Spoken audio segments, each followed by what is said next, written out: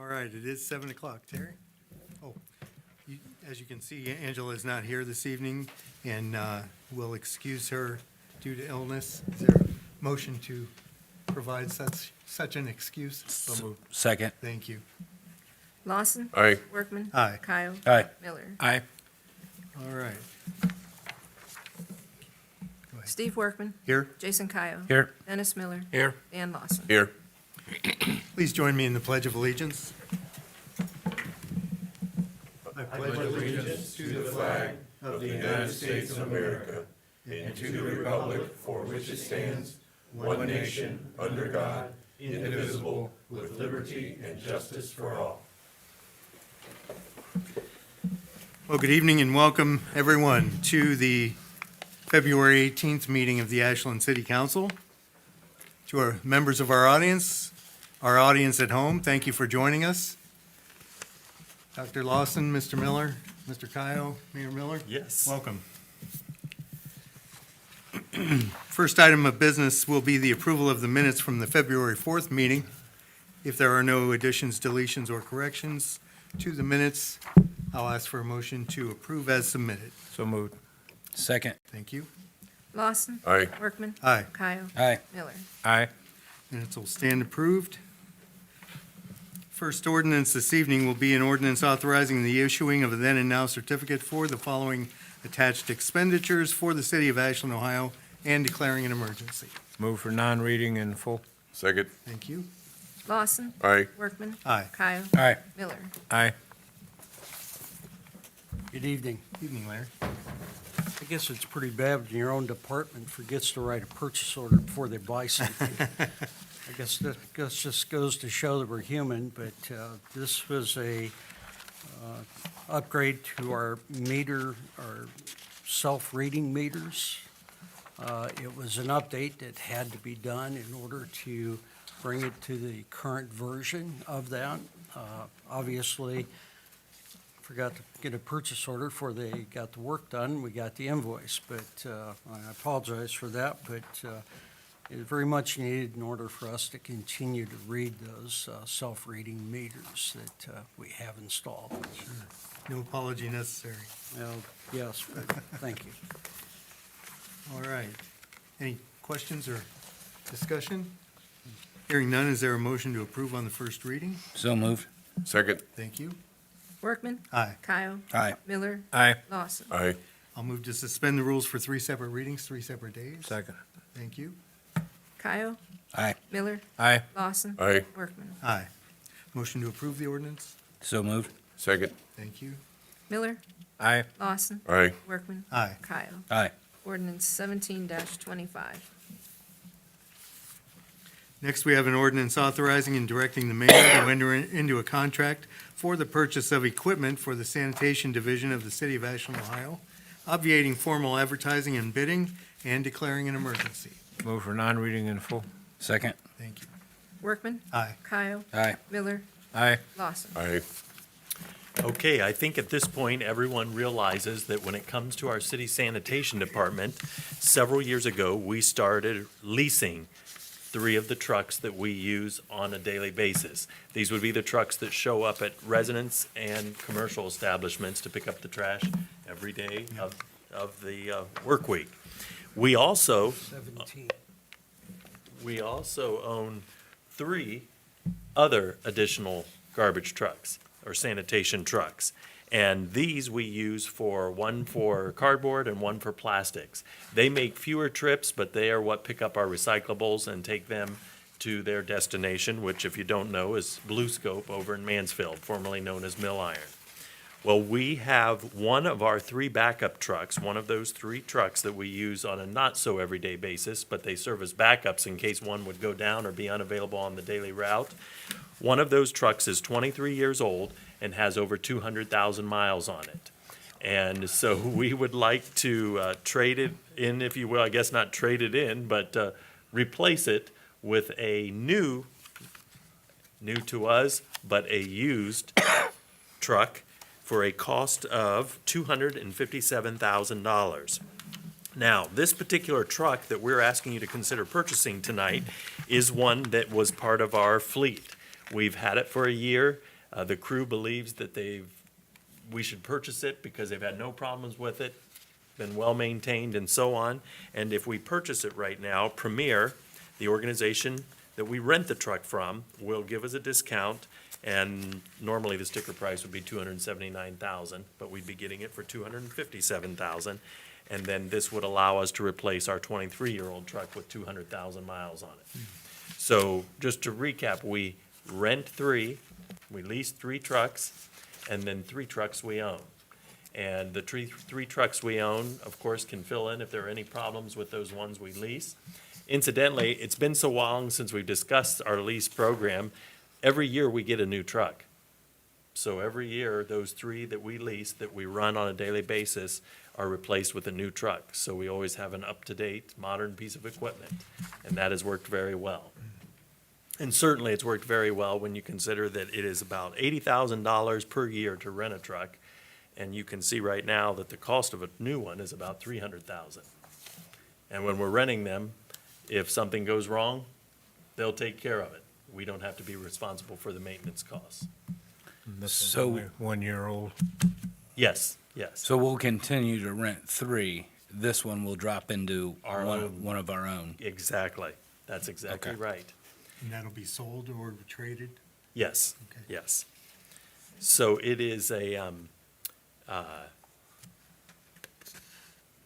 like I said, this one will be used, these are not, the 3 backup trucks are used for recyclables, and then it will serve as a backup if any of those go down or being under maintenance and so on. So I think it's a pretty good deal. The finance director and I talked about it, and it probably makes sense to replace a truck that has 200,000 miles on it. Was this new when we leased it? Yes. So we've put all the miles That's and exactly usage right. on it, so we know what we're Yes. getting. Yes, and that's why the crew was, probably about 3 months ago, Jason Counts, our sanitation director, brought it to my attention that the crew really was wondering if we would consider purchasing it. And after gathering more information about how we utilize the trucks and the status of the one they want to replace, I think it does make a lot of sense. All right. If there's no further discussion, I'll ask for a motion to approve on the first reading. So moved. Second, Thank you. Kyle, Aye. Miller, Aye. Lawson. Aye. Workman. Aye. Again, I'll move to suspend the rules for 3 separate readings, 3 separate days. Second. Thank you. Miller, Aye. Lawson. aye, Workman. Aye. Kyle. Aye. Motion to approve the ordinance? So moved. second, Thank you. Lawson. aye, Workman. Aye. Kyle. Aye. Miller. Aye. Ordinance 18-25. Next, we have an ordinance authorizing and directing the mayor to enter into a contract for the purchase of equipment for the street division of the city of Ashland, Ohio, and declaring an emergency. Move for non-reading in full. Second. Thank you. Kyle. Aye. Miller. Aye. Lawson. aye, Workman. So I believe it was probably a year and a half ago, I met with our city engineer, our water and wastewater director, Mike Hunter, our street department director, Jason Counts, and I believe we had one other party in the room. I believe it was someone from our utilities crew was in the room. And basically what we wanted to discuss was how we could do a better job of keeping up with all of our catch basins that need replaced and repaired. It's not uncommon, regardless of what side of town you might be in, to find a catch basin that it may be starting to sink or is cracked or the grate has been damaged and so on. And in many instances, these are the place where you might see an orange cone. And some of those orange cones have been in those spots for quite some time. And the reason they have been in those spots for quite some time is because a year and a half ago, when it came to replacing those, we would often contract the work out. And it was very expensive, and of course, you had to find a contractor to do it. Our purpose in meeting that day was to determine how we were going to address all of these catch basins, because quite candidly, we don't like to see those cones scattered around town in neighborhoods. Incidentally, if you don't know, we have 2,200 catch basins in the city of Ashland. So there are a lot to keep up with, and many of them are older, so they do need repaired or replaced and so on. Well, basically, the outcome of that meeting was our street department crew would begin assisting our utility crew with the maintenance and replacement of some of these troubled catch basins. And we were very fortunate because we had people on our street department crew at the time that were very good at it. And so they might have come from a different contractor in their previous life, and now they were here with the city. So it went very well. But as they've gotten into it more and more, what they found is our big backhoe that they often use to complete this work sometimes does more damage than it, well, it doesn't do more damage than it does good, but it does damage that wouldn't need to be done because it's so big. And as you might imagine, tears up more than really needs to be torn up when they're doing a project. So our new supervisor at the street department has come forward and asked if we would consider purchasing a mini excavator, a mini hydraulic excavator. They believe that it will allow them to do these projects more efficiently and it won't cause as much damage to the surrounding area. And in many instances, some of our own property, such as curbs and so on. And so tonight, I'm bringing this to you. The cost of this particular excavator, it's a Caterpillar mini hydraulic excavator, is $79,607. And this would be purchased as part of our National Joint Powers Alliance. It's a cooperative purchasing program. You're very aware of these programs because we get a lot of our equipment this way. But as a result of going through this program, we expect to get a 29% discount off of the normal retail price.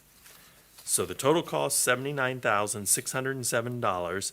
It's a new Caterpillar mini hydraulic excavator.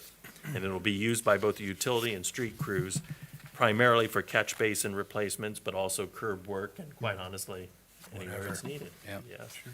Do we have a trailer to haul it around? I'm sure we do. For sure. Well, and here's the deal. I will just tell you, and I know you feel this way as well. I haven't done it in a while, but a couple of years ago, went to each of the work units and just asked, is there any equipment you need to do your job better and more efficiently? And over the years that you guys have been here and I've been in this role, we've replaced a lot and we've purchased some new equipment so that we could do tasks that maybe previously went undone. And I would put this in that category. This is something that the guys that are out there actually doing the work every day believe will make their job easier and help them do it even better than they do today. Be nice to see less cones. Yes, absolutely. Absolutely. All right. If there's no further discussion, is there a motion to approve on the first reading? So moved. Second. Miller, Aye. Lawson, Aye. Workman. Aye. Kyle. Aye. I'll move to suspend the rules for 3 separate readings, 3 separate days. Second. Thank you. Lawson, Aye. Workman. Aye. Kyle. Aye. Miller. Aye. Motion to approve the ordinance? So moved. Second. Thank you. Workman. Aye. Kyle. Aye. Miller. Aye. Lawson. Aye. Ordinance 19-25.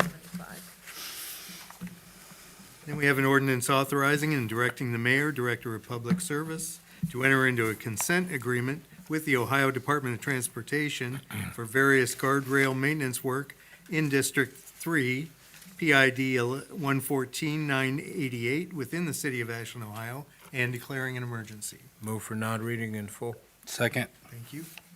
Miller, Aye. Lawson. Aye. Workman. Aye. Kyle. Aye.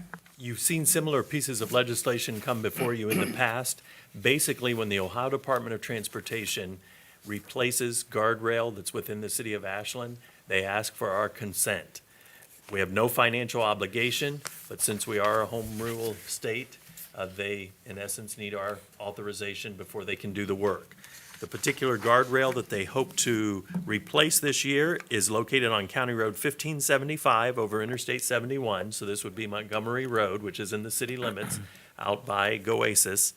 And they're expecting to replace 150 feet of guardrail. They'll remove what's there, replace it with new, and they expect the anticipated cost to be about $6,000. Again, however, there will be no funds expended by the city to complete the task. We're just simply authorizing them to do so within the city limits. Sir.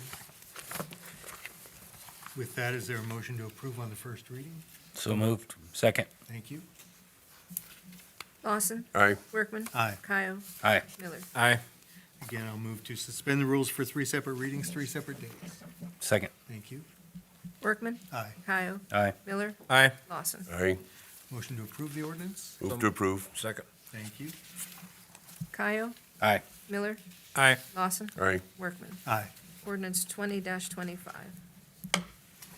And we have an ordinance authorizing and directing the mayor, director of public service, to advertise for bids and to enter into a contract for the 2025 street resurfacing project in the city of Ashland, Ohio, together with all incidentals and appurtenances necessary thereto, and declaring an emergency. Move for non-reading in full. Second. Thank you. Lawson. Aye. Workman. Aye. Kyle. Aye. Miller. Aye. Well, we're getting an early start this year on our summer street resurfacing program. Due to the fact that we were able to complete our budget and the council was able to adopt it in early January, we now know how much money we expect to have to spend on street resurfacing this year. We are estimating, with the engineer and finance director's help, we're estimating $2 million we'll be able to put into our city streets this year. Now, certainly it'll be more than that because there'll be repairs and things that we do on a routine basis, but this should be in new asphalt, so $2 million worth of new asphalt. Incidentally, I believe 1 lane mile of asphalt is estimated to cost about $130,000 these days. So we have, I believe, I just quoted that statistic. What do we have? I believe we have 220 lane miles in the city. So, and we're chiseling away at them. We've actually already completed more than 146 miles of resurfacing in the city. So we really are making a dent in the number of streets that are being tackled each year. Now, tonight, basically what I'm asking is the city council to approve us to go to bid for this year's program. Right now, we have put together a list. Our city engineer's office and our street department director and myself have gone all around the city, and we do have a list of approximately 37 streets that would receive new asphalt this year. And these streets, of course, will be scattered in every ward across the city. And I do have the list. I wasn't sure if we had sent out the list. Did we send out the list? No. Okay, For this year. it may not have been ready at that time. I will gladly share with you, of course, the list of 37 streets, and it'll impact every one of your wards. The only thing I would mention is it's always subject to change. If there was some particular utility repair that were to develop throughout the summer months or the spring months before this was actually done, it could mean one of these would be removed. If we find out a utility company at the last minute, maybe a gas line or a electric work or something would be done in one of these streets that's going to really tear up the pavement, it might get postponed until next year. But I have a feeling this will be a good list. And I actually, if you'd like, I can pass that around if you want to take a look. Sure. And there was no carryover from last year, right? As far No, as- no, good question. We have had that in the past, and that's the other benefit of us going to bid so early. There are a number of benefits. The first benefit, we believe, is there'll be more competition for our work. The last several seasons, when we've gone to bid, it's been so late and so close to spring or summer that many crews already had their work schedules for, contractors already had their work schedules full, so they didn't bid on our project.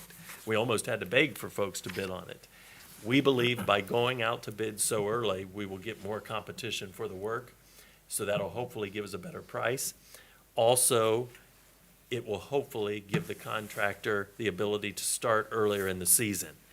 Most people that are probably watching are very aware of the fact that these last couple of seasons, we've had crews out there waiting for a 50-degree day to finish up their work in the late fall. Well, hopefully, it's finished long before fall arrives this year.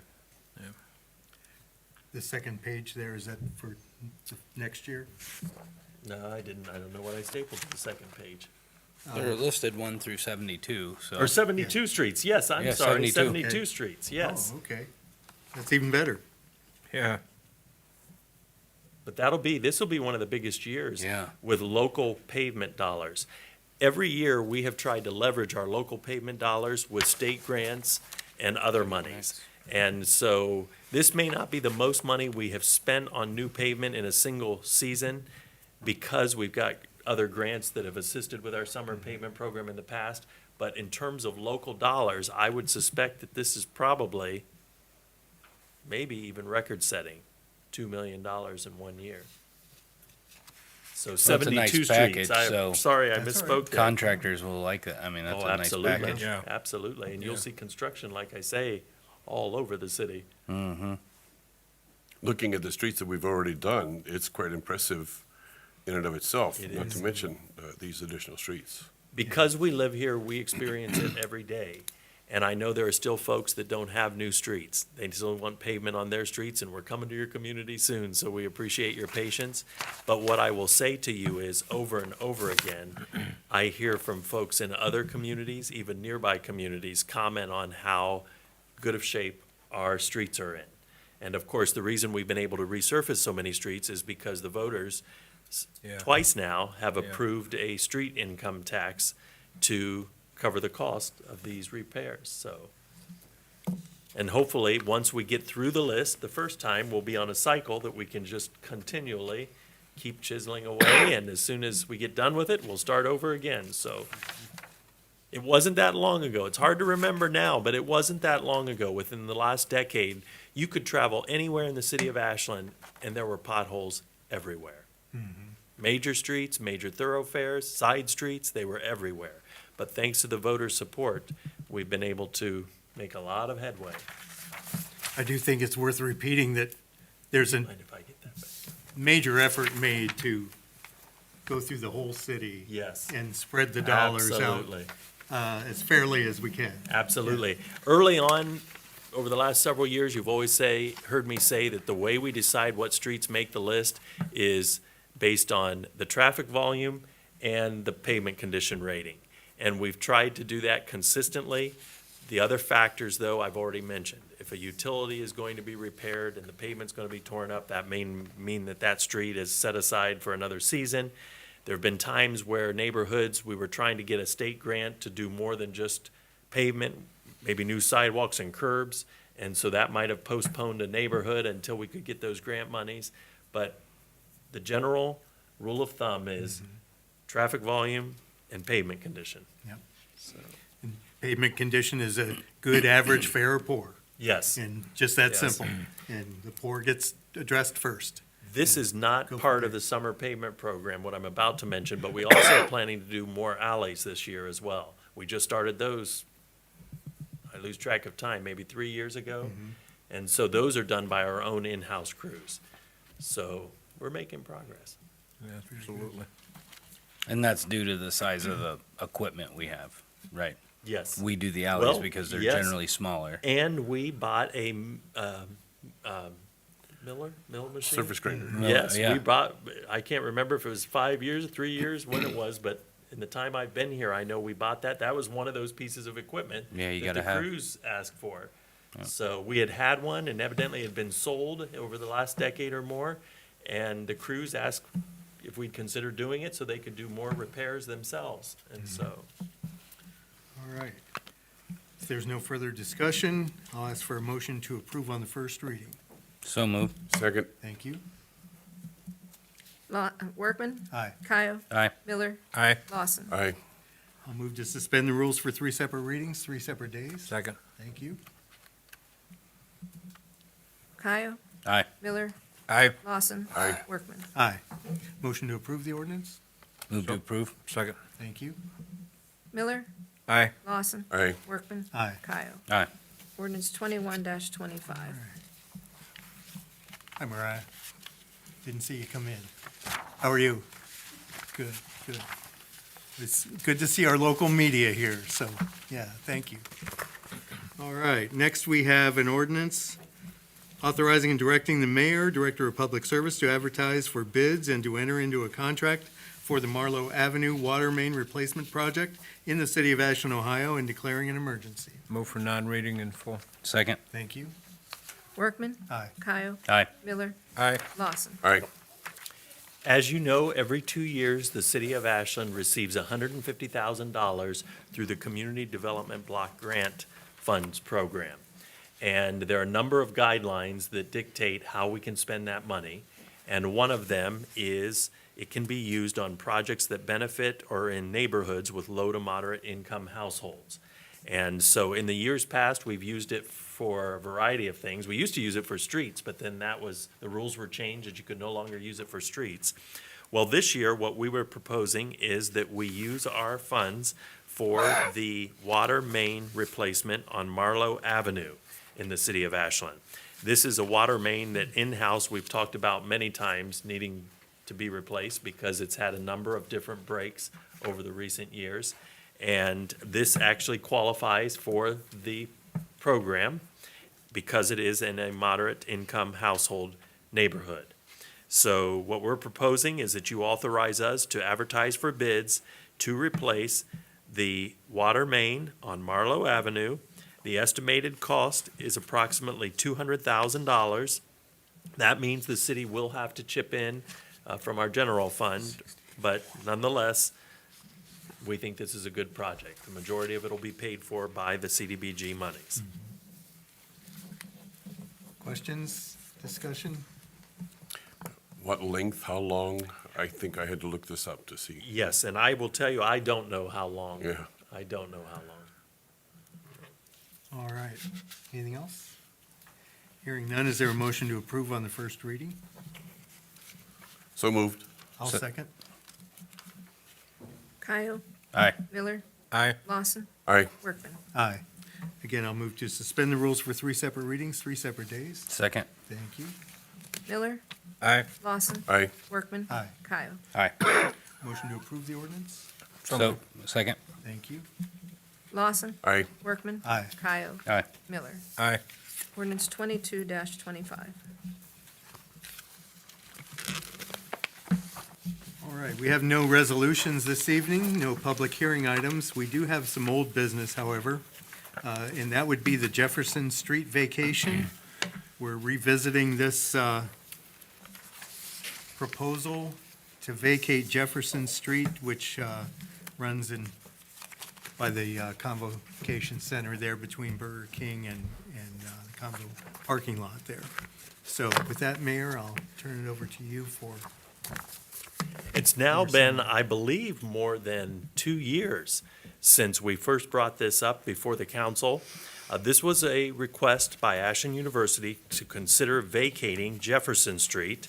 Jefferson Street, of course, stands between Burger King and Ashland University's Convocation Center and dormitories. Ashland University has parking lots on both sides of Jefferson Street, and this particular street is often full of pedestrian activity as the students travel across the campus to all of the athletic facilities and events there at the Convocation Center, and of course, the housing. At that time, we held a public hearing, notified the adjacent property owners, which I believe there are 3, Ashland University, the owners of the Burger King property, and then a private owner of a small home on the corner of Broad and Jefferson. We followed the procedure. We had our public hearing. A number of parties participated. I see some of them are here tonight. And at the end of that meeting, basically it was determined that the university would work with the parties and come up with this way that we could hopefully accommodate everyone's needs and interest. I believe immediately following that meeting, Ashland University was able to reach a agreement with the private property owner there on the corner of Broad and Jefferson Street. And then over the last several months, I believe approximately 18 months, they have been working or trying to work with the attorney and the owner of the Burger King lot, or the Burger King property. And at this point, we are ready to bring it forward once again. I know we have a number of parties here that'll probably want to weigh in and answer questions, but as you know, the process to vacate a street involves the Board of Revision and Assessment. That's the first step. The Board of Revision and Assessments hears the parties involved and then takes a vote to determine whether or not they will recommend to council the vacation of the street.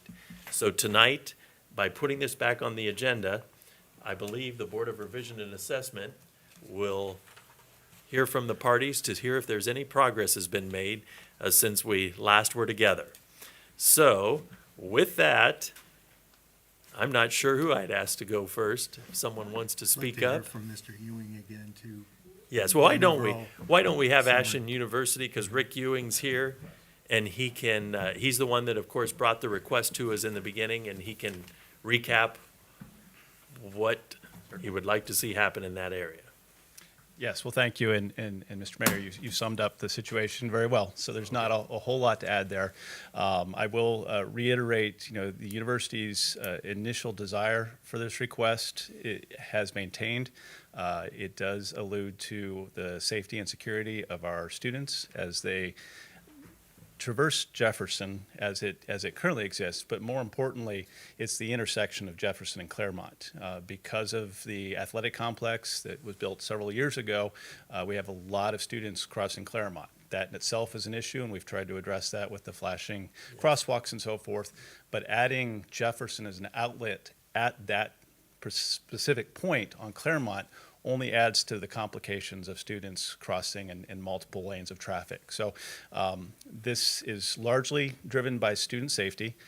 We also have invested in beautifying the entire campus area, and this is one of those areas. So while this discussion was taking place, we did go ahead and improve the sidewalk that goes along Jefferson to help facilitate that traffic.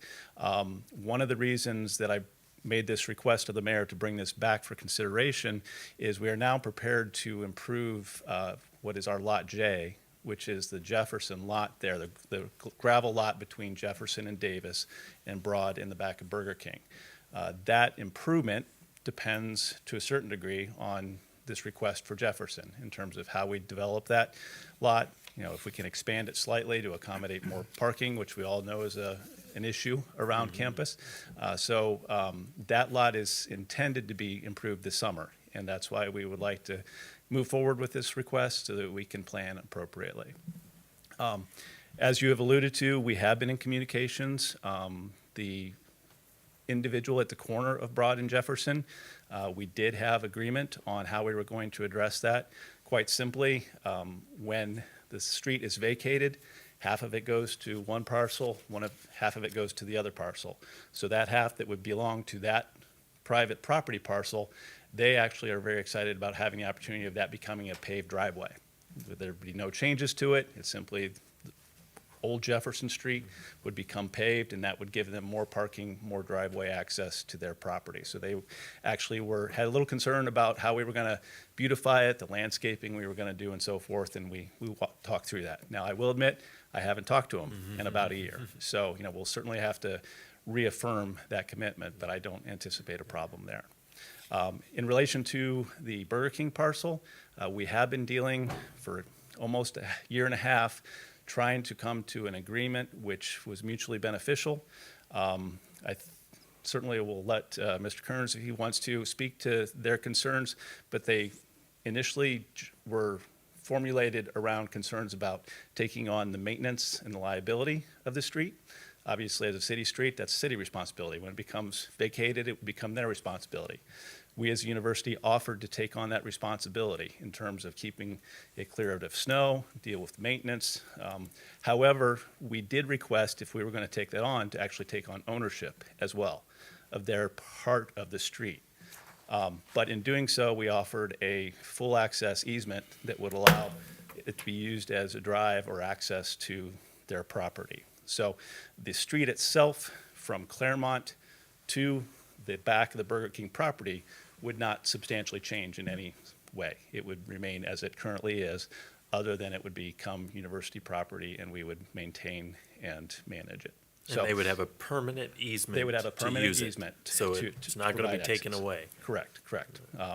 And as I said, we would operate that remaining part of Jefferson as a driveway into our parking lots and into the Burger King parking lot. So the only change would be to close from our parking lot over to Broad Street. So there would not be a cut-through anymore.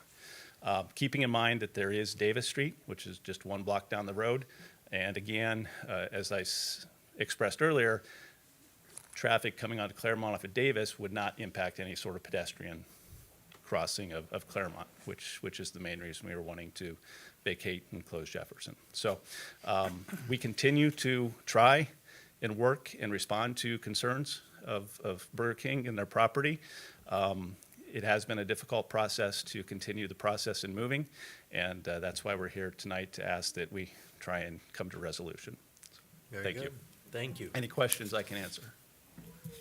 I do have a question, Sure. Mr. Ewing. The house behind the Simpson property, On the or corner of houses. Davis and Broad? yes. Yes. Is that student housing or? It's university housing. It is, okay. It's a family rental, so sometimes it's students, sometimes it's a local family. I Okay. think in this case, it may actually be one of our staff that is, The university owns it. but the university does Okay. own that parcel, yes. All right. I'll also add, with the development of that parking lot, our intention is to outlet the parking lot directly to Broad Street. So similar to Lot E or the Convo lot, access would be primarily off of Broad Street directly into that parking lot, and then obviously onto the remainder of what would be left of Jefferson. Currently, there are outlets onto Davis that we would close. So in the effort to maintain Davis is now the new connection between Claremont and Broad. We would close those outlets out of that parking lot to help facilitate, better traffic on Davis. Appreciate that information. Sure. Yeah. And the work you want to begin most currently is the pavement of those parking lots. That's correct. And as you know, it takes some time to engineer and design and get everything in place. Sure. We're on a tight timeline with our funding to try and get that done within the summer months while students are away. And so that we're trying to get started and take a jump on it. And one last question, Sure. and then I'll let council take their best shot at you also. But during sporting events, will you close off from Claremont all the way through to Broad? Jefferson Street? Yes. Well, that would still be access to those parking lots. So anybody parking in the Convo lot and the Lot J or the new paved lot would be coming into those lots off of Claremont as well as Okay. off of Broad Street.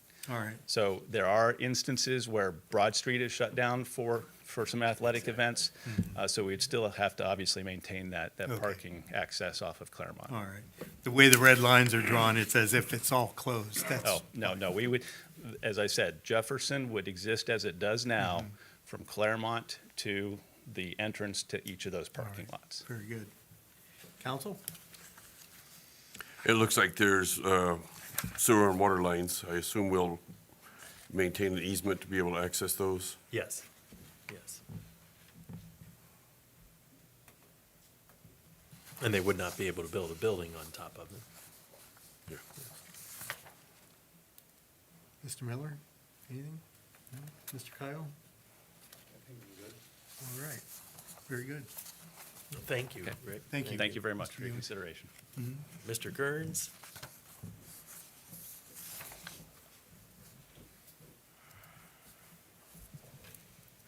Good evening. Evening. Thanks for giving me the opportunity to speak. I must admit, when I first got involved in this, I represent 215 North Avenue Realty, who owns the real estate there. They have a very vested interest in this, obviously, because of marketability of the land. And if the street is closed, obviously that could very well affect it. When this was first proposed, I myself, I didn't really think it was too bad of a deal to have that done. However, as the time's gone by, I was made aware that, yes, it is a big deal, huge deal. I was in contact with the Tom Brogan from Carroll's. Carroll's is the company that actually owns the Burger King, and so they're very familiar with it. And over the course of this, I've become more familiar with the business there on Claremont. I didn't realize, I guess I'm getting a lot older and don't realize what's going on, but that building's been there for over 35 years now, or going on 35 years. And so it's definitely been a major part or big part of the Ashland community. And one thing I didn't realize until here more recently, when I spoke to Mr. Brogan from Burger King, and he indicated to me that a lot of their traffic actually comes from Broad Street. And I didn't realize that. And the young lady next to me is Mindy Sheriff. She's been involved with Burger King for about 31 years. So if anyone knows about the business, the day-to-day operations, she definitely does, and she definitely wants to say something. But when I was speaking to Mr. Brogan about it, he indicated to me that to close off Jefferson Street would have a very harmful effect on their business. And his numbers he gave me were, I mean, he didn't commit to them, but they're actually pretty earth-shattering. I figured it's about six figures that they'd be losing in revenues, possibly per year, if that were to happen. And but I never realized, how much traffic they actually get from Broad Street. And as far as my client is concerned, I spoke to him here actually recently, was able to get a hold of him before the meeting, and he's definitely opposed to it because different things. Number one, Carol's, which owns the Burger King, they're of course his tenant, and he's at a situation now where they're looking at Carol's here pretty soon is going to have to either re-up their lease or possibly buy the property. And also when I spoke to Mr. Brogan, he was very adamant about it. He said, they close that street, it's really going to cut into the business, and I'm not sure if we're going to keep the business there because of that. And that, of course, puts my client in a bad situation where his once very marketable property becomes a lot less marketable, and he's going to lose out quite a bit. So we have obviously a company here that is contributing to the community, and it's not just a matter of access through an easement. It's a matter of, and as explained to me by Mr. Brogan, he said cars will go up Broad Street and they'll want to turn off onto Jefferson. The drive-through is situated in such a way where it's really accessible from Claremont or from Jefferson. If they were to have to drive up further up the road, as he explained, one of two things is going to happen. One, they're going to keep on driving, and they might go to another establishment, or just not even show up there at all. The other thing is that if they do go down Davis Street, do a loop-de-loop, and try to go around and get into the drive-through for where it is this going to be too time-consuming? Now, I don't think that there really has been any traffic studies done in this area to actually look at and see exactly what is going on. Is number one for council to consider here, is Jefferson, what is the traffic on Jefferson? So I don't know, has there been a traffic study done on it as far as that goes? As far as other issues of traffic backup and so forth, if you were to close that down. I know many years ago that the university had talked about closing down King Road, and there were some studies done on that, and they said it's not such a good idea. I would submit in this particular case involving Jefferson Street, we don't really have the studies done yet, and as far as my client's concerned, it would not be a good matter. But with that, I don't know if probably any questions for me, but I would like to let Ms. Sheriff talk because she knows a lot more about the Absolutely. day-to-day operations. Mindy? When I was first approached about the whole closing of the whole Jefferson, really concerned me because my delivery truck comes up Claremont, pulls down Jefferson, comes around my lot.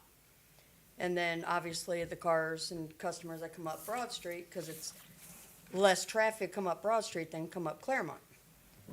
So they figure if they come up Broad Street, they can get there quicker, don't have to deal with as much traffic.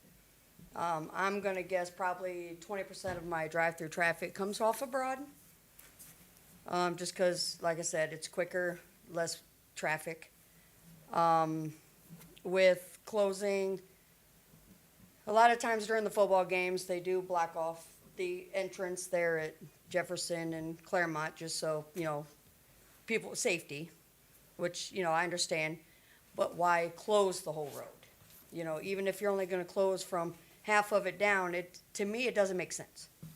Because if you wanna make it look better, you're still gonna have the other part of Jefferson that people are still driving on, getting in the parking lots and stuff like that. So it's not so much safety as long as you're still pulling onto the street. My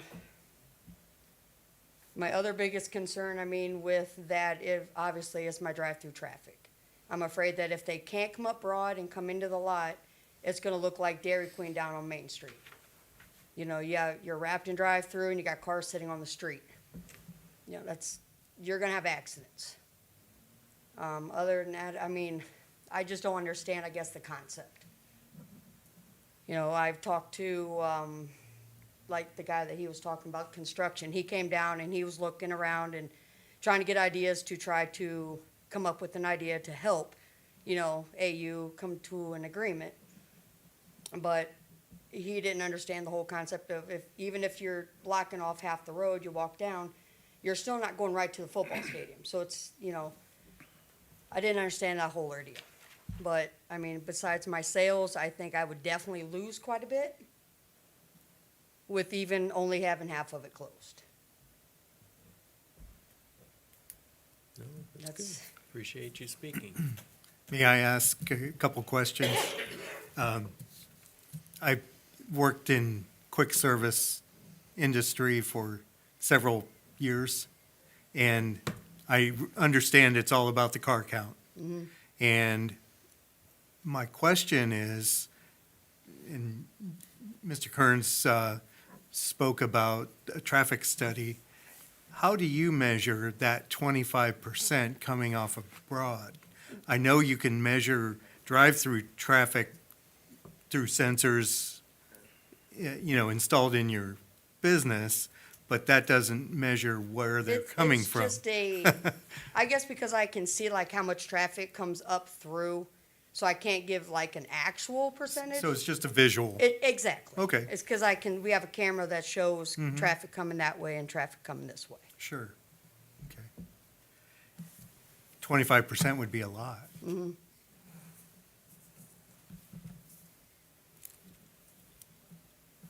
Council?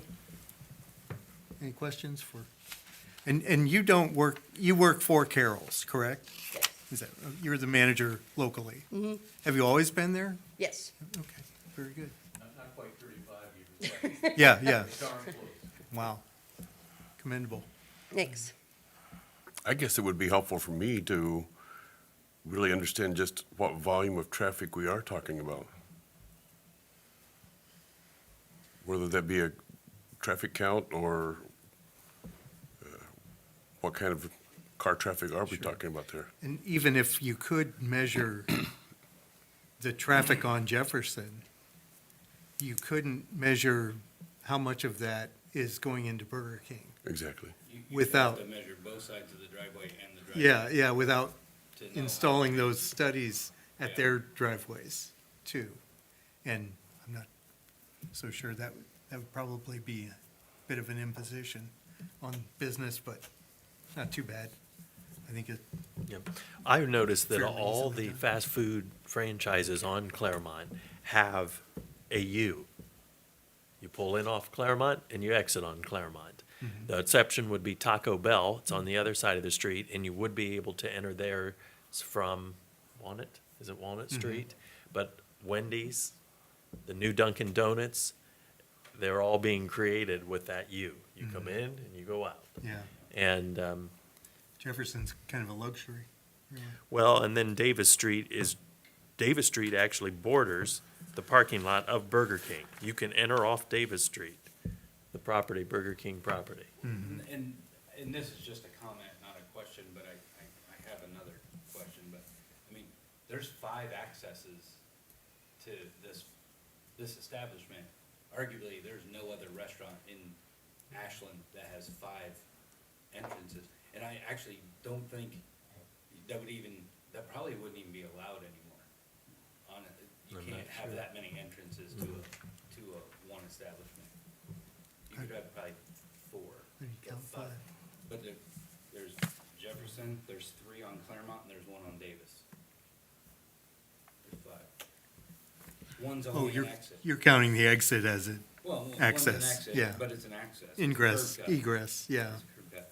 And the other thing is, do you have a feeling for how much of your business is generated by students at AU?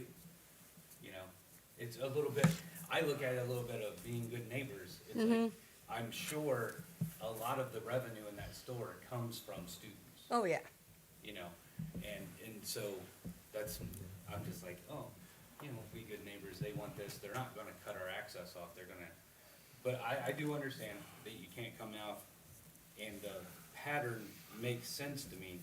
I'm like Dr. Lawson, I question how much really comes off of Broad to go down Jefferson. I visit that that store and I come in off Claremont, but it's where I live. It's just a lot of people, well, from what I've seen, they want to be quick and they don't want to deal with all the traffic. Yeah. And then if you look at Wendy's in the middle of lunch, they're wrapped to the road and there's still cars sitting on the Claremont. So if we only have one access to the drive-through, we're gonna be the same thing. You're gonna be wrapped around the building and you're gonna have cars sitting on the street. The bad thing about it is the way the drive-through is set up, it's really only accessible from Jefferson. If you were to actually drive down Davis, you have to come around and. From Broad. Yeah. From Broad, Yeah. Some real gymnastics, really, as far as trying to get around there to get to the drive-through. So that would be definitely a problem, an issue. And Stacy, Mindy, has anyone come in there and say anything about safety issues on Jefferson? Has anyone ever said, hey, I almost got hit or? No. Just on Claremont. In terms of citywide traffic flow, the nearest street to the north that would go between Claremont and Broad, what is that, Walnut? Davis, Well, oh, the other side, going the other direction, to the north. north. This way. Oh, north, okay, yes. Well, there's Liberty, but it's going one way, Liberty's a one-way, so so Walnut Street. Walnut Street, that's pretty far down Yeah. in order to go between Broad and Claremont. You would still have the easement. I'm sorry? You would still have an easement through there, but that would be, how do you stop traffic from coming through regardless? Well, there is no, you would not be able to travel through there. The only way you'd be able to come in is through there. You know what's gonna happen. Oh, I thought they were gonna have an easement through here. People are gonna. Up to this People are point. gonna come in off of Broad through AU's parking lot and go through the drive-through. Yep. They're They gonna could. turn in off Broad, cut across Combo's parking lot, and it'll be quicker yet, We could. Do you plan on making a new entryway into the parking lot there at the Convocation Center? Not a convocation, as I said, the lot at J. Yeah. The stone lot would have a Broad Street entrance, which doesn't exist currently. What would stop them from using the Convocation parking lot to get to Burger King if they wanted to? Anything? Not unless we posted an office there Yeah. and stop them. I mean, it's not the prudent thing to do to cut through parking lots to. Oh, I But- agree But- completely, But yes, that's what yeah. people will do if Oh, yeah. it's that If they want a important to Whopper, them. that's what Yeah, they're if gonna it's do. that important to them, that's what they You do. know? Yeah. Yep. I've been there. And I think, we all can guess what they're gonna do, but let's be honest. Right.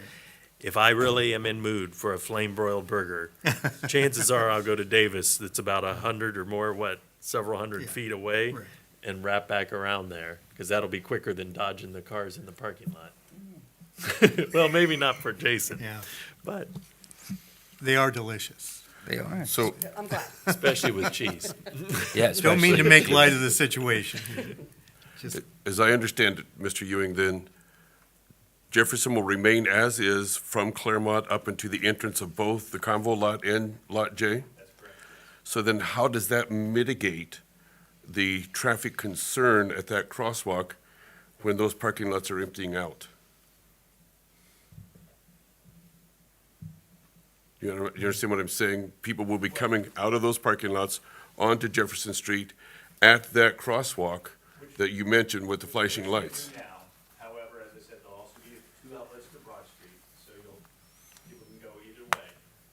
My concern, in much like I don't have anecdotal evidence, but I would anticipate that 50% of the cars exiting Jefferson from Broad Street have just cut across from Broad Street to Claremont. And so we would be eliminating that number of cars that are turning off of Jefferson, because anybody going into Burger King is not coming out Jefferson.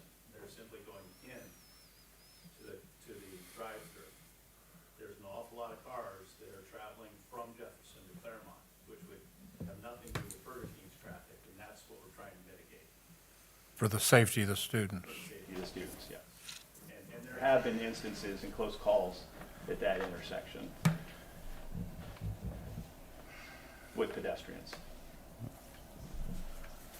Because those cars don't necessarily pay attention to the flashing crosswalk. Well, you're adding another Okay. element into a very difficult intersection, yes. Well, I've sat there at that flashing light while you're waiting for students and somebody will cut off of Jefferson because all the cars are stopped on Claremont.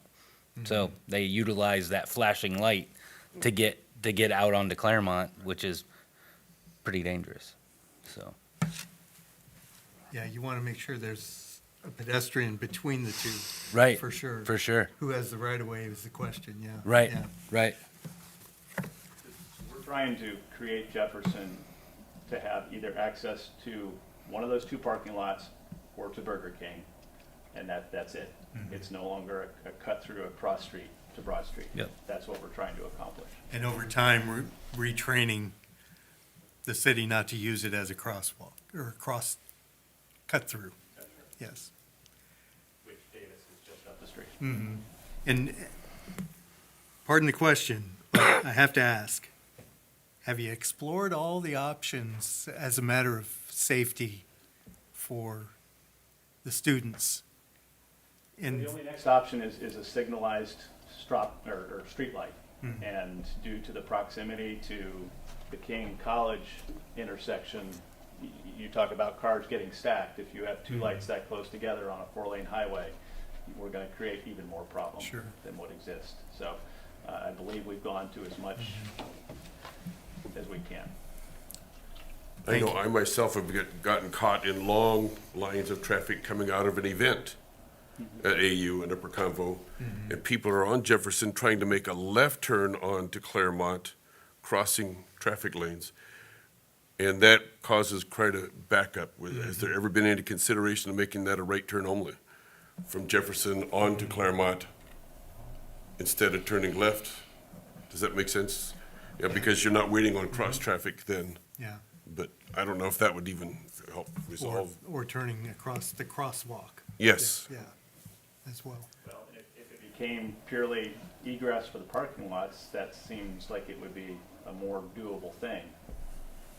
And the university would certainly be open to considering that if that's something that was of value.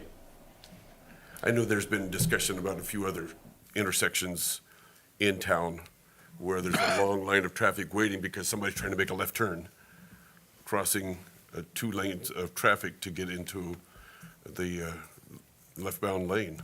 But Did you have something to offer, Aaron? If you did shut down Jefferson or Davis, there's parking on Davis, and it's not a real wide street, so you would probably have to look into taking that parking out of there to make it flow more like A two- Jefferson does now. Like a 2-lane, Yeah, that would be very tight with yeah. that extra traffic coming through there with parking. Most of Davis, is that student housing? Davis? On Davis, is that, There's only 2 houses on Davis, and we own one, which is the I meant on the other side. I was thinking about traffic. When the people that are parking on Davis, are they residents on the, southwest I doubt it, they're most side? likely AU students. Yeah, that's what I was thinking. They're probably student, which you're So- gonna so- increase parking. So if we can expand the parking, we can. They'll have a place to alleviate park. that, Yes. And a lot of times when it goes to Burger King, you get a lot of the elderly that go there since Kelly's is gone now to just have their coffee and hang out and stuff. I went over there and, you know, we show off like older cars and everything else like that. We use Broad Street instead of Claremont all the time. And that's one of the biggest cutoffs, that we can just go right there, leave the Burger King parking lot from the parking spot, go right out to Broad Street. We avoid all of AU, all of everything, all through that entire mess. And sometimes when you got cars 50, 60 years old, the blind spots are pretty bad. You mean you use Davis to do that? No, I use Jefferson. You're talking The parking lot itself for Burger King. Oh, I thought you guys, when you did your cars, I thought it was in the big lot at Burger No, King. we use Okay. little lots there for when we go to have our little Sunday coffees and have a little get-togethers. Some do it more than others, but usually we do it over the weekends. And we use Broad Street to go either left or right.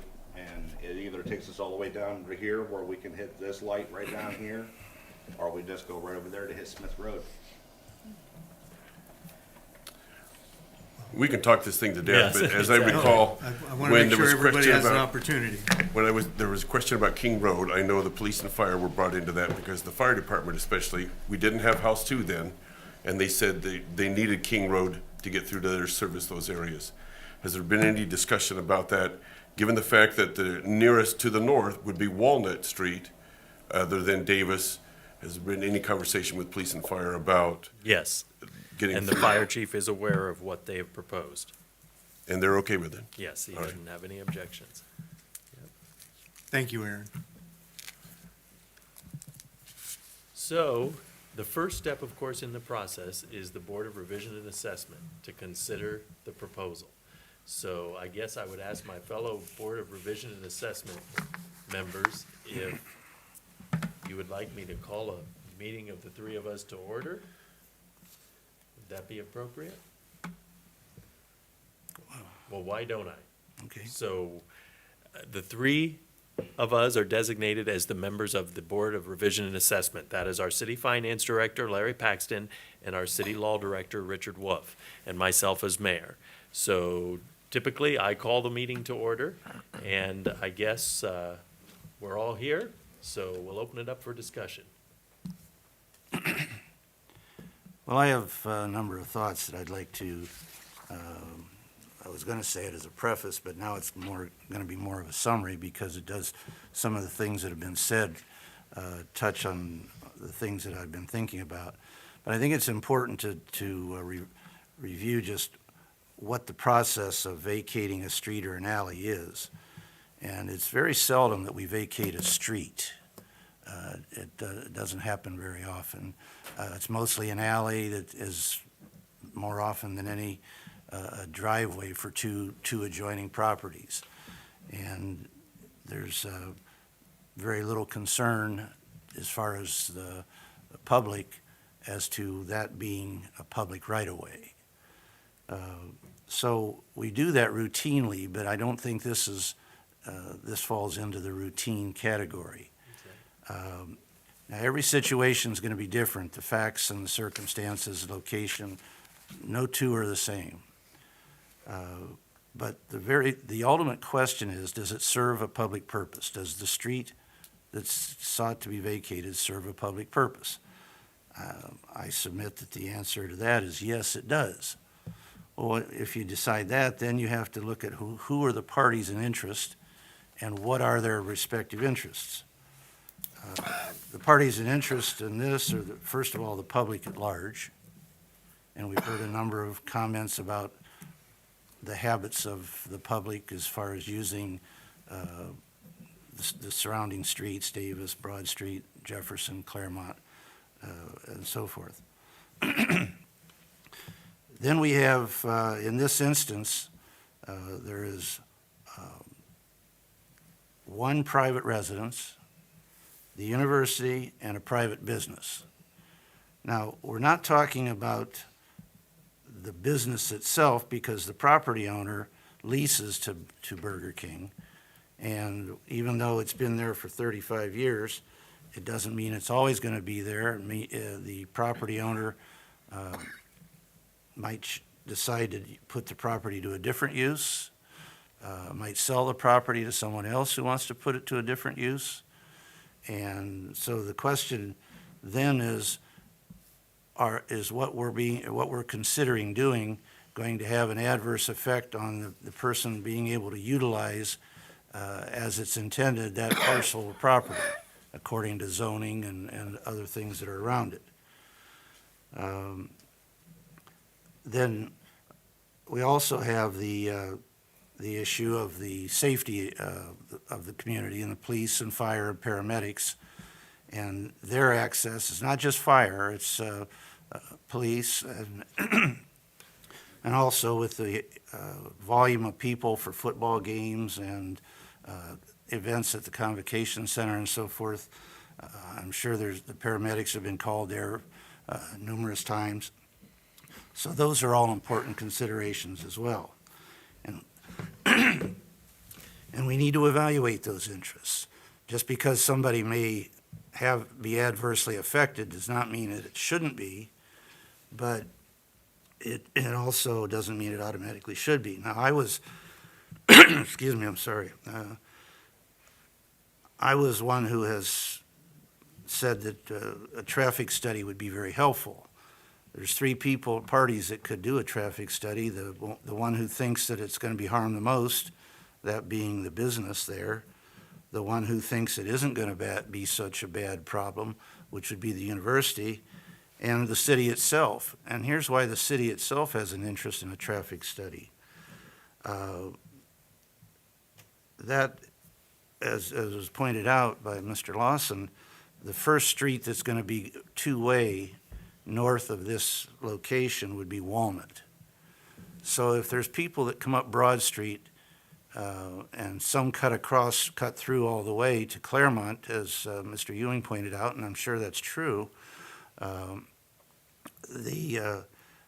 that traffic is going to be now diverted to Walnut in all probability. And then they're going to be coming up, and that's going to add more traffic to this area coming up Claremont. Then if you have traffic stopping for pedestrians, that's going to back up, and it could back up all the way down to the streetlight. So these are things that I'm not saying are dispository of the issue, but they're things that should be considered. What are going to be the effects of the traffic if it is closed?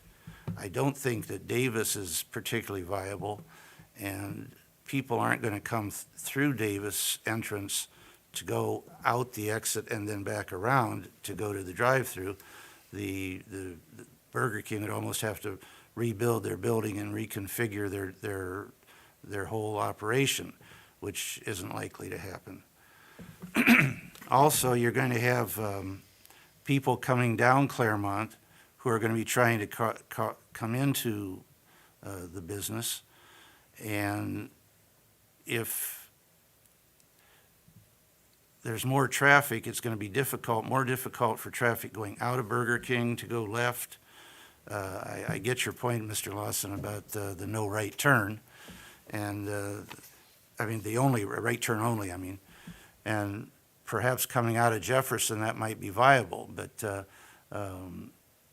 because you have a lot of traffic from luncheons and different events where they're coming out of all the exits from the parking. So there's a lot of things to think about here. We would have, I don't know how much more it would help us if we had the traffic study, but it's easy to see that traffic patterns are going to be different, and the load on Claremont is going to be different, and the load on Walnut's going to be different, and those are things that we need to evaluate. Now, in terms of the different players, the universities worked hard to come up with a plan, and their concern is for safety of their students as well as other visitors and guests that come to the university for events of various sorts. That's important. The aesthetics are important. I do understand that maybe the parking lot could be improved without the street being vacated, but I see why. From college's perspective, the university's perspective, I'd want that street vacated as well. But that's the balancing issue or the problem that we have here.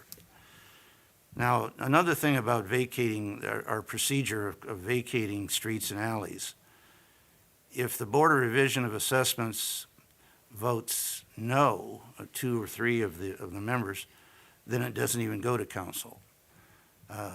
In this instance, and that's only happened a couple of times over the many years that I've been involved with this, but in this instance, I think it's important that probably the council as a legislative authority should have the final say in this. But I think there's some more things yet to be considered. And I'm hoping that there isn't any thoughts about wanting to vote on any legislation tonight. I think that would be a very bad idea for a couple of reasons. I think people that are, that have an interest, which are the ones that I've mentioned and that are here, even though they're here tonight, I think they need to have notice of the night that it's going to be, legislation's going to be presented. And this is going to have to be carefully drafted legislation, because I think we need to incorporate any changes that the university proposes to implement, because it's only based on that that we would even, that from my perspective, we would even want to do this. The issue with the property owner, the residential property owner, I think has been dealt with very reasonably and adequately to the satisfaction of that party. Maybe even better for that party. I think Mr. Ewing would support that. And whether there are any other alternatives, I doubt if there's much to change as far as the university's plan, and it's a very nice-looking plan. I just think we have to consider, I'm not quite so concerned about the effect on the bottom line of the business, although that's certainly important. I'm concerned more about the total change of the dynamics of that area, Walnut, Claremont, and so forth. And I don't know how long it would take to do a traffic study, but I think it might be very helpful. Perhaps it wouldn't change anybody's mind one way or the other. But if we're thinking about voting on one of our standard resolutions or ordinances that we have for most alleys, I would vote no, because I don't think we're prepared to do that tonight without incorporating fully the proposal of the university. But I do feel, even though I'm been somewhat reluctant about this from the outset, I would be willing to advance it to the council for a later date, and it doesn't have to be far down the road, so that we can craft the legislation properly and give everybody a little bit more time to think about this. Even though this was a stage of decision for the three of us, I hope it's been very helpful for council to hear what's been said and what are the various considerations. And when we last had this before council, which was about a year ago, I think, we left it that the parties would present a plan and come back to us to see if we felt it would be viable to do this. So, and they've done that for the most part. So that's kind of where I stand on this, and I guess I would ask for council's intentions as far as what, if the board votes favorably on this, what their intentions are as far as this evening. Well, I would say that no action would be taken because we're short one of our council members, for one thing. And out of consideration to that council member, we would want to have their consideration on the matter. Secondly, given there's a couple of key points for me on this. The vested parties aren't here, except for their attorney. I appreciate, Mindy, your being here and providing some operational For the insight. second time. For the second time. For the second time. Yes. But the vested parties aren't even here to speak on the matter, and that means something to me in terms of, what's being asked of them. And then there's no documentation provided for the drive-through traffic or the Jefferson traffic, either way. As far as that goes, for us to make a well-informed decision, who's benefiting? Who are we benefiting? And AU can make a case for pedestrian safety for some, but not all, the traffic. So here again, who are we benefiting? Who's being hurt? if we did this. And I don't think unless we have some numbers on traffic, we would ever know that. And I don't even know how you would provide that for your drive-through.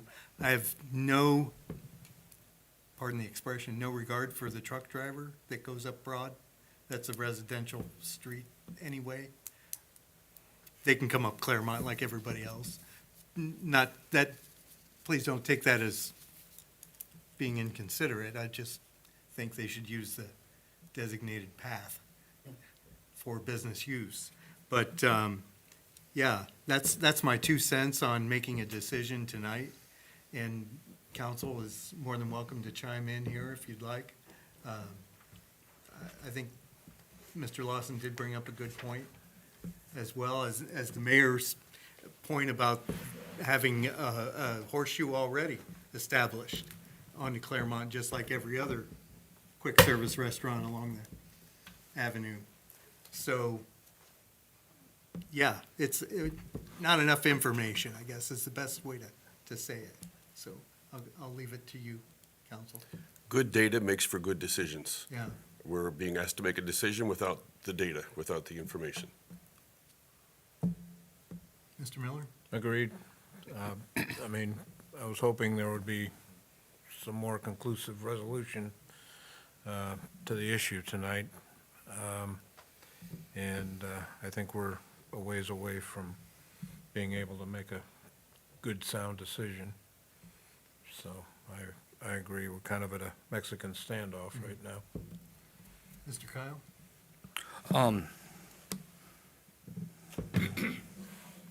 I don't feel completely the same, but I'm not, if we're not gonna bring it to a vote, that's okay with me.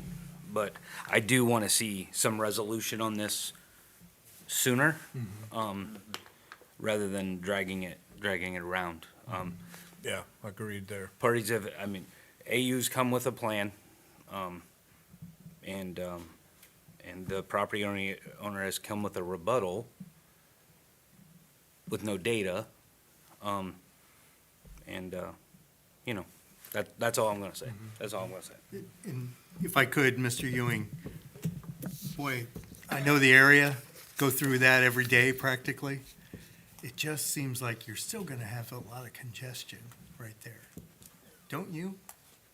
Do you agree? Improve the situation. Yeah, I And agree. You but truly we're trying feel to you're going improve to really Yeah. improve that by closing that? So if we can incrementally improve the off to congestion, Broad. that's our Okay. intent. We're not Yeah. gonna eliminate it, Right, no, but we're trying to improve it. okay.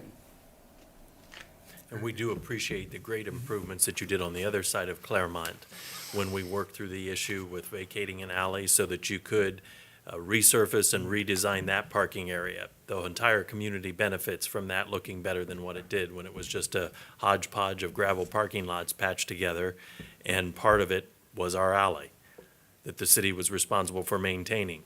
I just think that we should recap how this has unfolded. It's been more than 2 years ago since this council had the public hearing on this particular vacation. And at that time, a lot of these concerns and the design were heard by all of us. And at that time, we left the discussion with Ashland University, would work with the parties involved to figure out a way to try to remedy as many of the concerns as possible. Immediately after that meeting, they did so with one of the property owners. They worked out a compromise, and I believe it happened that night before they actually left the building.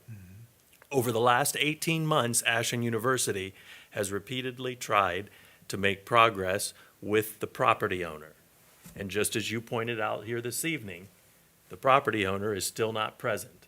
Now, you can say that they're present through their attorney who's representing them, but we have had no interaction with their property owner, and Ashland University has made a good faith attempt to come up with proposals and spend the money to show how it could be configured to meet as many of their concerns as possible. And yet, here we are tonight, starting from the beginning, it sounds like, once again. And that's important, because I guess the information's getting out for a second time, but we just need to keep our eye on the ball here, that one party is going out of their way to work out a situation that will be beneficial to the all, and the others are showing up in the form of their attorney. And he's a good attorney. We like Joe Kearns, so it's nothing against Joe Kearns. But you're right, we're not hearing from them. Mr. Mayor, we got notice of this hearing tonight probably around noon. And I was scrambling, trying to get a hold of my client who owns the property, trying to get a hold of the representative from the Carrolls. And I will say, and I know that, you know, the university has been working on this, but my client and myself have been trying to get a hold of a person from the Carrolls for quite some time who we thought was the go-to person. That person didn't respond for quite a while, and then we found out later on that that person had retired, but unfortunately failed to tell us that. And then later on, we found out that it was Mr. Brogan was the person to speak to. And then he made a presence in Ashland, and he was going to get us a resolution. We didn't hear anything more from him. But like I said, it's unfortunately, and I understand the frustration of trying to get this matter resolved, but not really having a lot of advance notice as far as this was going to be on the agenda tonight. They didn't have a chance to really put anything together. In fact, Mr. Brogan, when I called him, seemed a little bit miffed because he was in the process about 5 minutes from boarding a plane to go someplace. Otherwise, I'm sure he would have been here, would have given a proposal. But I do appreciate council working with us on this. I do appreciate the thoroughness that the council is looking at this. We do want some closure on this also, but we do obviously want the opportunity, as Mr. Wolf has stated, to try to get some more figures on this. We do appreciate the indulgence of council and the university. And I do believe, Joe, didn't you and I and Larry Paxton have a conversation on the telephone early last week? And I believe at that time, we actually discussed when it might come back on the agenda, and I think I shared with you that I'd like to put it on the next council meeting agenda. I did send you a reminder text today at noon, I didn't but, know when the next council meeting was going to be. okay. Well, I apologize that I didn't give you the date that night. So, Mr. Paxton? I think that, first of all, it's been a good conversation. It's good that you gathered the information on this and revisited it. Either way, it's not going to go away. It's going to be resolved one way or another. So I think that it behooves the parties to work together in an attempt to try to resolve this as best they possibly can. They've been good neighbors for a good number of years, from the looks of it, over 30 years, I guess, of Burger King and the university, both being in that same location. Some of the information, the traffic counts and things like that are gonna be kind of important in coming off of Broad Street. You can only put so many cars in your drive-through coming off of Broad Street, excuse me, wrong town. Anyways, old habits are hard to die. I apologize for that, but if the cars come off of Broad Street, I'll get it right eventually, sorry. Come down Jefferson and turn into Burger King straight in to your drive-through, you're only gonna hold so many. If they come off of Claremont, you have much more storage capacity than coming off of Jefferson. Is that correct? Yeah. Okay. Is that a two-lane drive-through or just one? Excuse me, You got Mr. Paxton. cars going both directions, one, I mean, They just merge. like two, I mean, they let each other go. Pardon me, Larry. And the university has done a reasonable job to try to accommodate that two-way on Jefferson to the driveway for your drive-through.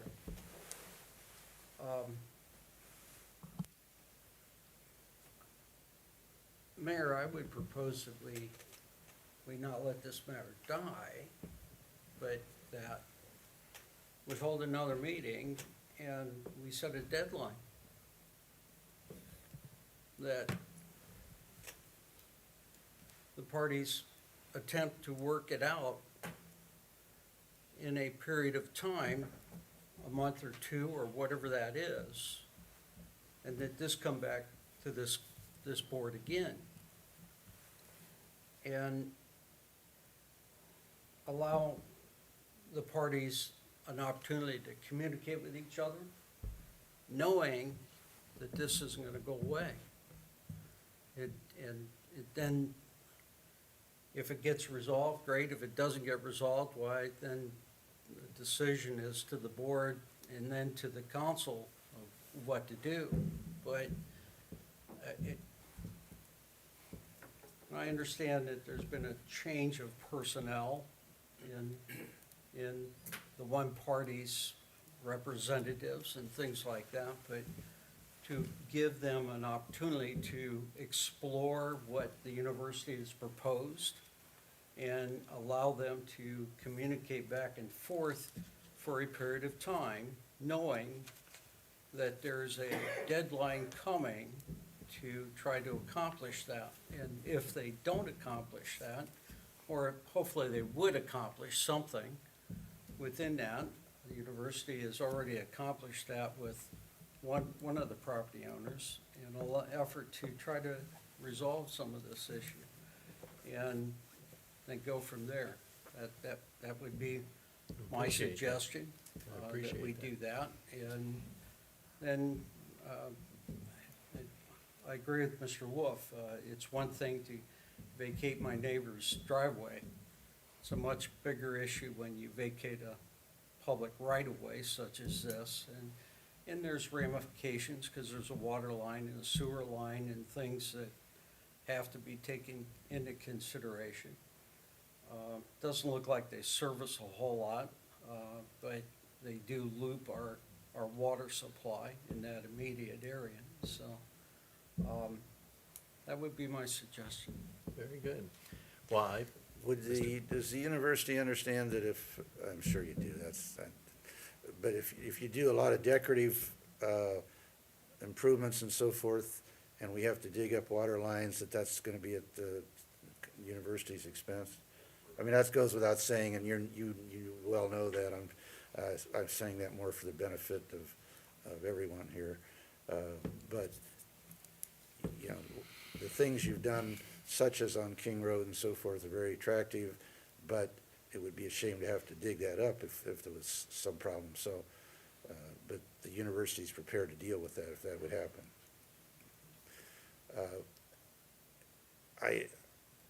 I'm thinking a little differently than Mr. Paxton. I don't have a problem advancing this to council and setting a date a month ahead for it to be considered and incorporate the plans that have been prepared and presented to us at this point, hoping that somebody might provide some, whether the city does it itself, whether the property owner of the business or the university, and maybe even multiple parties do traffic studies, to have a little better understanding of what the effect is going to be of this kind of a change on the rest of the traffic patterns and the rest of the public street users that aren't going necessarily to Burger King and aren't necessarily going to an event at the college or at the university. And if we had that, that would be helpful, but let council then make a decision. And I'm happy to defer it to the council because I think the council as a whole should have that opportunity to make this decision and base it on the information that you have provided to you. And if you don't feel you have enough, then you reject the petition. It could always come back at a later time. If you do think you have enough information, and you're satisfied with the pros and the cons and the benefits and detriments and the overall general prospective effect, then go ahead and pass it. But that's certainly the function of council, and if we had a legislation that would incorporate all the details so that we don't, so that it doesn't get messed up in the long run, I'd be willing to go ahead, and as far as the Board of Revision of Assessments, move it on to council. Without a Well, vote? and I will tell you that I want to thank both of you for all of the thought and the research you've put into this. Because this, in the time that I have been as serving as mayor in the last 7 years, this is probably the most critical decision the Board of Revision and Assessment has made.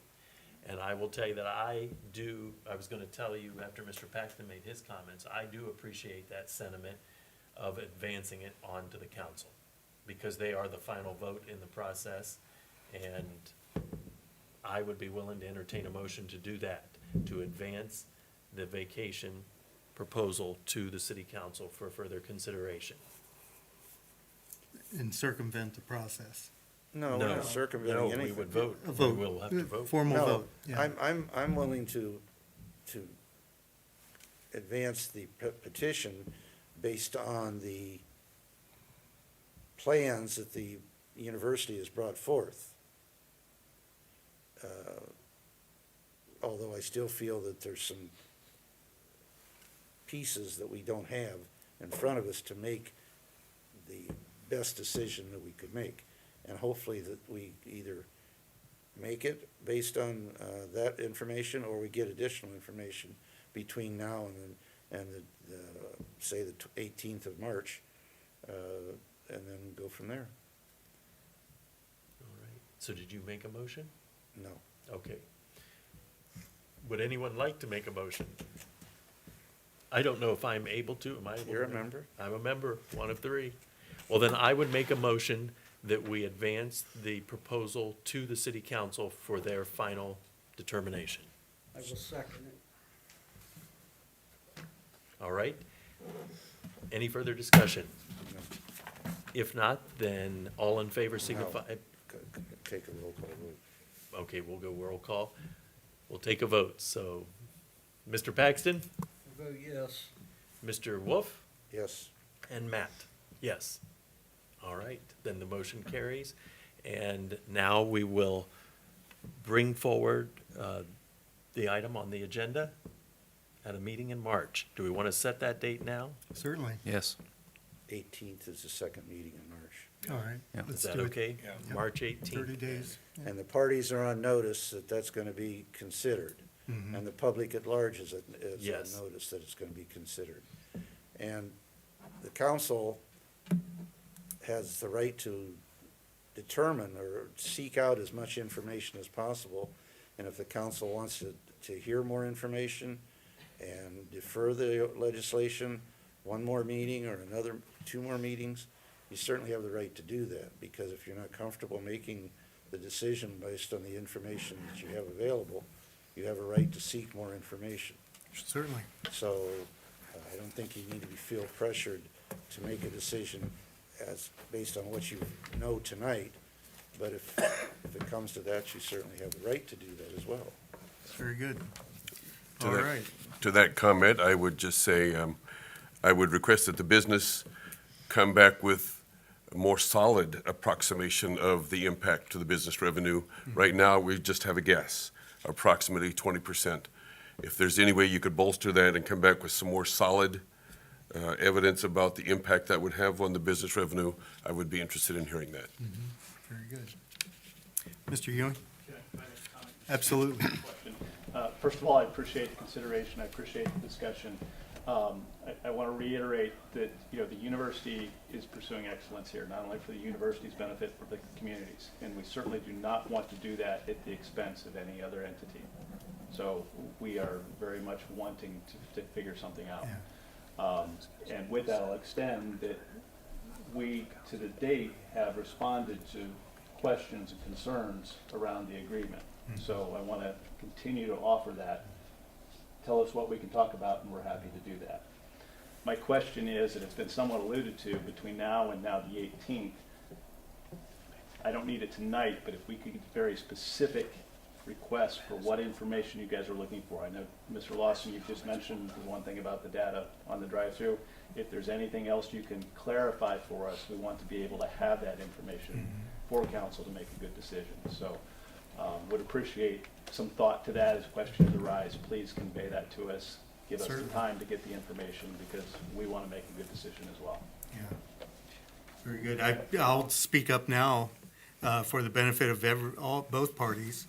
And I know from experience, it's going to be difficult for Burger King to derive a car count for the drive-through off of Broad Street, if not impossible, unless you do something that I'm not aware of. I'm no traffic expert, or have no means to derive that for you. It would help us make a better informed decision on your behalf if we had solid numbers, but I don't know that you can provide them, truly. And you already have access off of Claremont. What else is there? And so,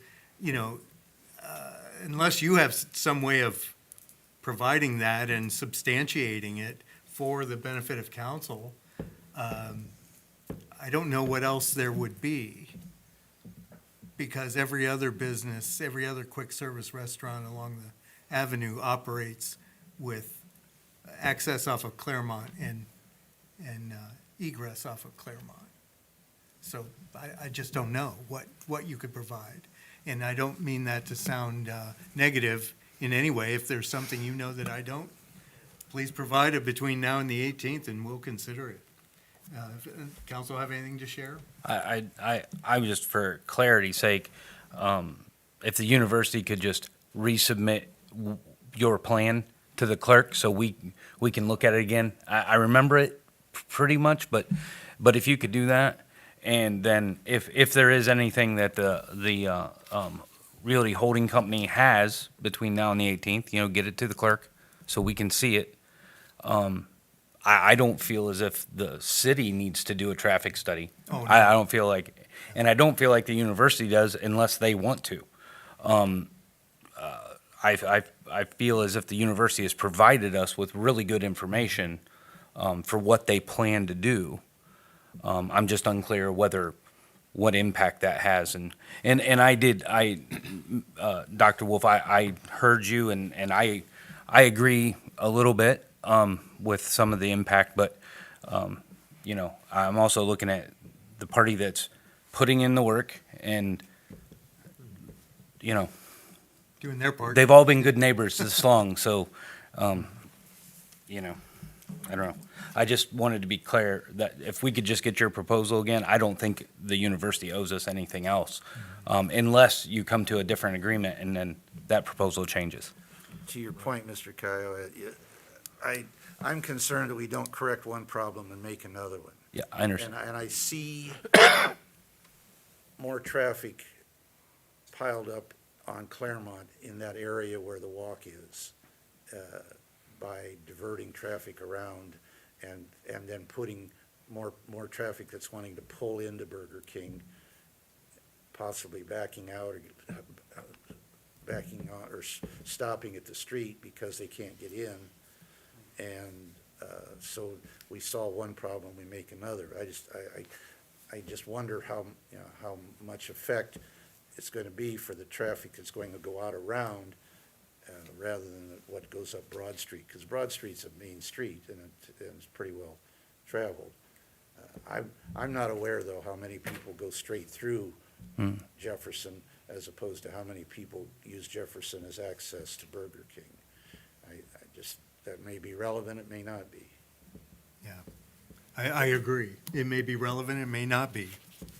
It's more the effect on the business. Yeah. I do agree with Mr. Paxton that you can only fit so many cars in there off of Jefferson, and maybe a two-lane drive-through would allow for more traffic to fit in there. I don't even know if there's enough room for 2 lanes there.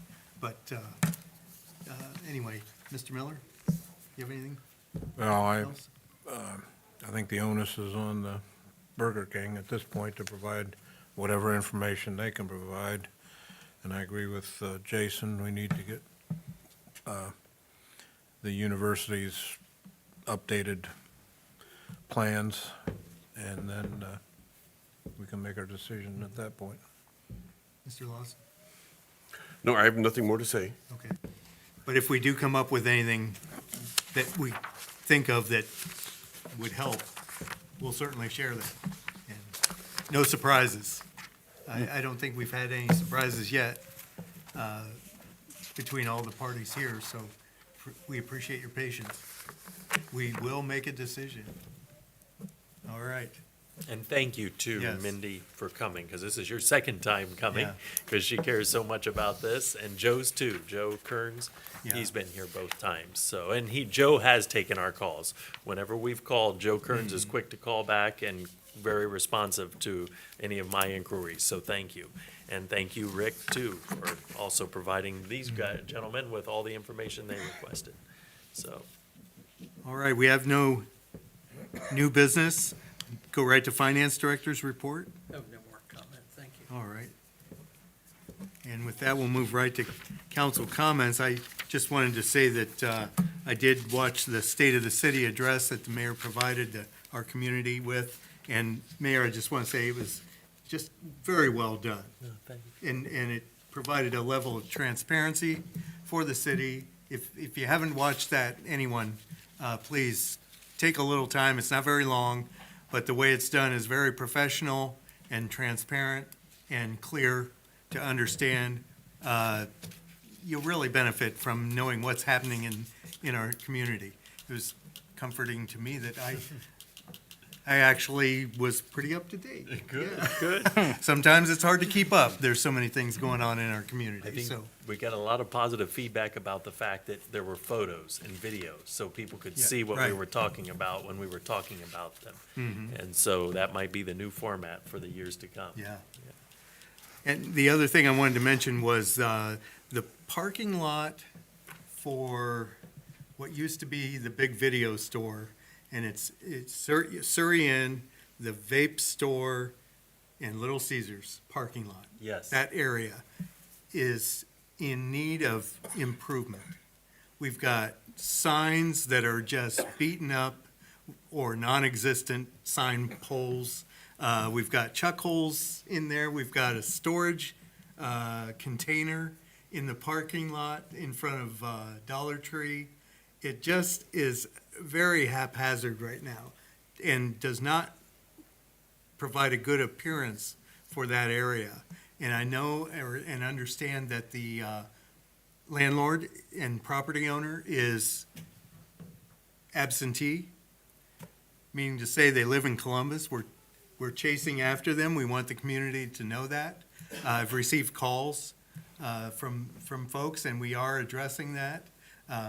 Maybe Mr. Wolf has more to add to that, but that's where we stand at the moment, is letters have been sent. Am I correct in that, Mr. Wolf? I don't know that Mr. Wolf would have been involved, but No? the Not city, yet, huh? you know, the Okay. city engineer's office, we have sent a letter to the property owner in particular about the catch basin Mm-hmm. that is failing. And of course, it's got a cone in it, and we have got inquiries from a variety of citizens who go to O'Brien's, and they're asking us if we can do something to force them to fix it. Right. Well, we did notify to the owner, and they are supposedly getting quotes for the repair. Oh, good, So, good. now the rest of those elements that you mentioned. Yeah. I don't know that we have grounds to force them to fix signage and Mm-hmm. so on at this point. I'm not sure I know exactly which signs you're referring to, but Dollar Tree. Dollar Tree. It is really a sight to see. And what sign would that be? It's just a, gosh, I don't know how to describe it.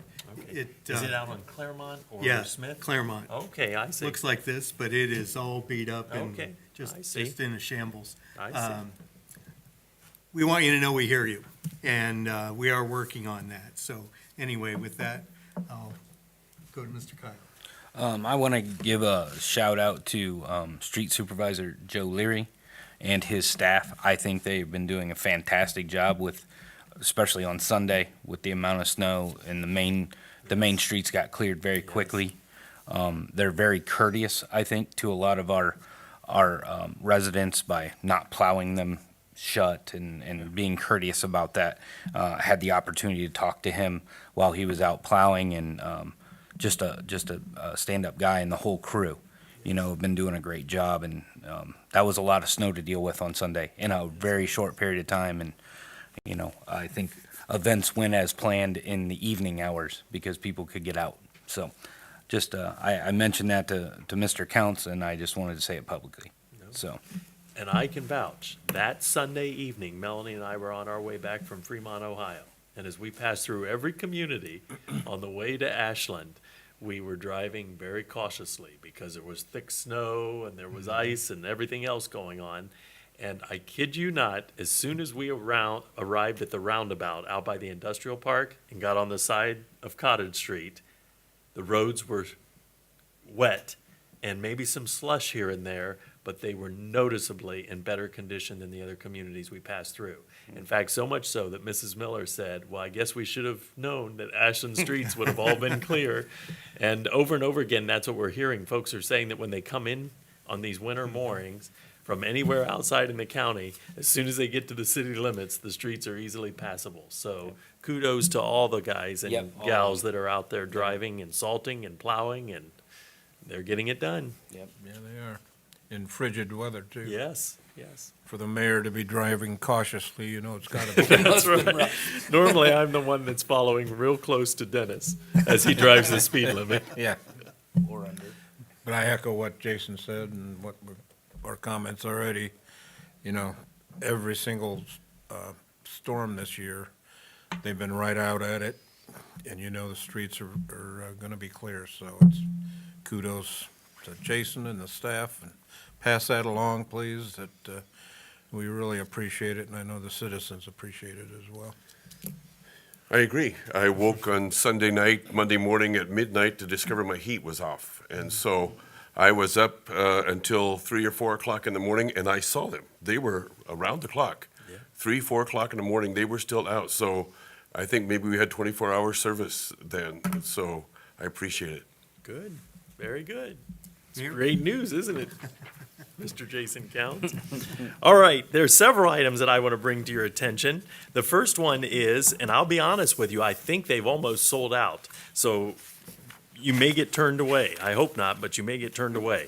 The Ashland Area Economic Development Organization, which is our city economic development group, is having their annual meeting at Ashland University on March 5th, 7:30 to 9 a.m. And we did confirm that our speaker will be the economic development representative from Amazon. So this will be their first visit to Ashland. He will be our featured speaker. Of course, there'll be a lot of other valuable information shared at that meeting. But if folks are interested in attending, the cost is $20 per person, and you can do so by visiting the website of the Ashland Area Economic Development Organization. So that's AAED, growashland.com. So that'll be a good meeting. And if you haven't noticed, the walls are going up at Amazon. If you've been out that direction, they've already got at least 3/4 of it done, I believe, at this point, putting up the concrete walls. The second item I want to draw your attention to is, for the first time ever, the city of Ashland is teaming up with our Community Salutes, which is a national organization that puts together events to celebrate our young people that have made the decision to sign up to serve in the U.S. military.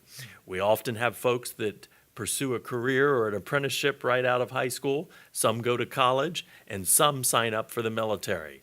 And so on April 13th at 2:30 p.m. out at Mount Vernon Estates, we are going to have one heck of a red, white, and blue pepper rally to honor those young people that have decided to pursue a career in the U.S. military. That'll be open not just to our Ashland County students, but all of those in the surrounding region. And this will be quite an event. So that's April 13th. It's a Sunday, and the ceremony begins at 2:30 p.m. at Mount Vernon Estate. There's no cost, but they are asking that folks register. And if you're interested in coming, please contact the mayor's office and we'll give you direction. Also, I want to point out, we are encouraging any of our area veterans who are willing to come out that day to be a part of honoring the young people that are making this decision. So we hope you'll join us. And then finally, when I walked in tonight, you might have saw me carry in this wonderful basket of goodies. Now, you may not be able to discern what these are, but they're Hershey Kisses. And these were provided to all of us, even you, Dr. Wolf. They were provided by the second grade students at Edison. And this is the class of Sherry Harlan.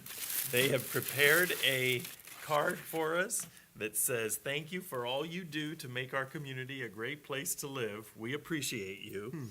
And the teacher said that she constantly talks to the students about being grateful for all of the people who help make their lives better. And recently, she actually sent me a picture of them, the second graders, watching the State of the City address and watching a city council meeting. And so she wanted, and the students wanted, to make each of you your very own Hershey Kiss full of Hershey Kisses. So there's that's one very for nice. you, Terry, as well. She provided one for each of us. So we all want to say a big thank you to our second grade students at Edison School. Those are wonderful treats, and we know they'll be delicious. And with that, I'll make sure you get your kisses, but I think it's time for my report to end. All right, thank you, Mayor. We'll move right to comments and questions from our audience for anything that's not on the agenda. If you have anything you'd like to address council with, now is the time to step up to the podium and address council. Seeing no takers, we will ask for a motion to adjourn. So moved. Second. Lawson. Aye. Workman. Aye. Kyle. Aye. Miller. Aye. We are adjourned. Thank you all for coming.